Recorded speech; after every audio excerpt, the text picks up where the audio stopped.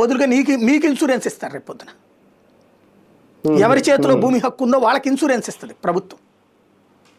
Okay, అంటే మన బండి పోతే ఇన్సూరెన్స్ టైప్ అనమాట, స్థలం పోయిన ఇన్సూరెన్స్ వస్తుంది. ఇది ఆ చట్టం, రీసర్వే చట్టం.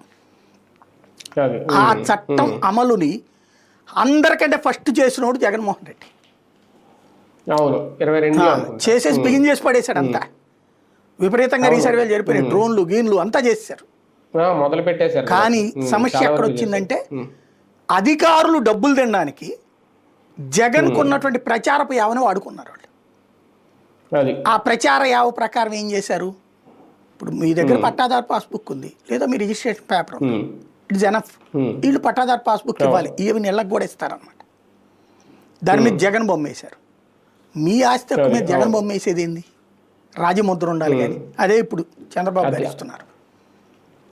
అక్కడ జగన్ చేసిన తప్పు. అధికారులు కావాలని చేసిన వాళ్ళకి ఆ పుస్తకాల ద్వారా డబ్బులు సంపాదించుకోవడానికి, జగన్ దగ్గర మెప్పు పొంది కాంట్రాక్ట్లు వాళ్ళ మనుషులకు ఇచ్చుకోవడానికి ఆడిన నాటకానికి వైసీపీ నిలువునా బలైంది.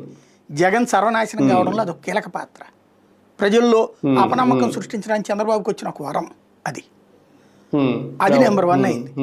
నెంబర్ 2 వచ్చేటప్పటికి ఆ సర్వే రాళ్ళు పొలాల దగ్గర జగన్ బొమ్మేసి రాళ్ళు, అది కూడా బయట రాయి కంటే రేట్ ఎక్కువకి రైతు కొనాల్సి వచ్చింది. డబ్బులు ఎక్కువ పెట్టి కొనాలి జగన్ బొమ్మ.